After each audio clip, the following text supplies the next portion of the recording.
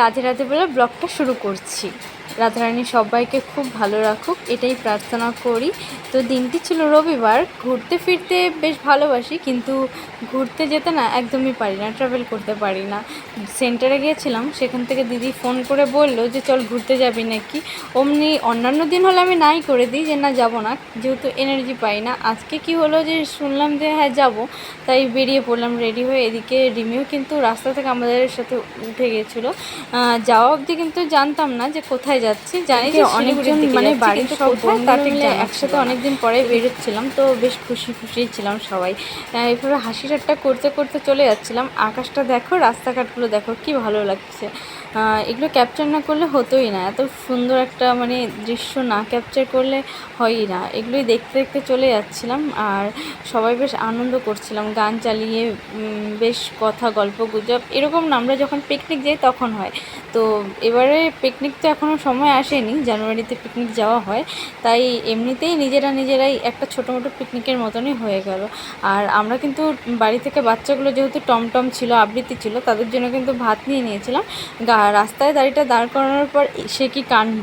পল্লবী একদিকে বমি করতে স্টার্ট করছে, এদিকে টমটমে পেয়ে গেছে খিদা, আর মামুন রিমি মিলে ওকে ভাত খাইয়ে দিচ্ছে। তো দেখতে দেখতে আমরা কিন্তু আমাদের ডেস্টিনেশনে পৌঁছে গেছি।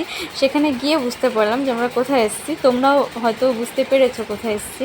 এদিকে দিদি জিজু কিন্তু আগে আগে চলে গেল। দেখো আমরা কিন্তু সিটি সেন্টারে এসেছি, আর এসেই আমার চোখ পড়েছে এই গিটার আর এই বাদ্যযন্ত্রের দোকানটাতে। আমার বেশ ভালো লেগেছে।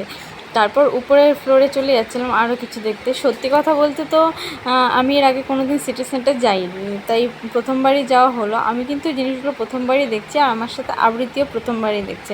হ্যাঁ, টমটম অনেকবার গিয়েছে, ও এক্সপার্ট। তারপর ওখানে যেতেই দিদি ঢুকে গেছে পার্লারে, আমাদের পেয়ে গেছে খিদা। তো বাইরে গিয়ে মোমো খেয়ে নিলাম। ভেতরের দোকান ছিল, কিন্তু ভেতরের দোকানগুলোতে যা ভীষণ দাম, আমরা কিন্তু ভেতর থেকে একদম খাইনি, আমরা বাইরে চলে এসেছিলাম, সেখান থেকে খেয়েছি।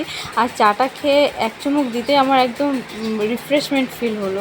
তারপর আমরা ফুচকা খেয়েছিলাম। ফুচকা ওখানে বেশ ভালো ছিল ফুচকাটা, কিন্তু সব কিছু বেশ ঝাল, যেন লঙ্কার চাটনি দিয়ে ডুবানো ছিল, বেশ ঝাল ছিল। সবাই মিলে সেভাবেই খেয়ে নিচ্ছিলাম। আর টমটম কিন্তু এখানে দাঁড়িয়ে আমাকে বলছে যে মামা একটু ফটো তুলে দাও। আমি কিন্তু একটু ভিডিও ক্লিপ নিয়ে নিয়েছি, ও বিরক্ত হয়ে গেছে। তারপর আমি একটা অ্যাভোমিন ট্যাবলেট খেয়ে নিয়েছিলাম, ঘুম পাচ্ছিলো ভীষণ, তো আমি আরেক কাপ চা খেয়ে নিলাম। আর এদিকে সন্ধ্যাবেলা আমরা বসেই ছিলাম, দিদির কিন্তু তখনও কাজ হয়নি পার্লারে। আমরা কিন্তু তারপর আইসক্রিম খেয়ে নিচ্ছিলাম। আর এদিকে বাচ্চাদের জন্য কত রকমের মানে সিটি সেন্টারের বাইরে কত রকমের মানে টাইম পাস করার জন্য কত কিছু আছে। তারপর চলে গেছিলাম একটু মলের ভিতর কেনাকাটা করার জন্য, দিদি বেরিয়ে গেছিলো। আর আবৃত্তি আর টমটম তো বেশ মজা করে খেলে বেড়াচ্ছিলো। দেখো আবৃত্তি কিন্তু ভীষণ খুশি। তারপর বাড়ি ফেরার পথে অনেকটা রাত হয়ে গেছিলো, তাই আমরা ডিনারটা সেরেই বাড়িতে ঢুকবো বলে আমি নিয়ে নিয়েছিলাম একটা ভেজ লাঞ্চ, ভেজ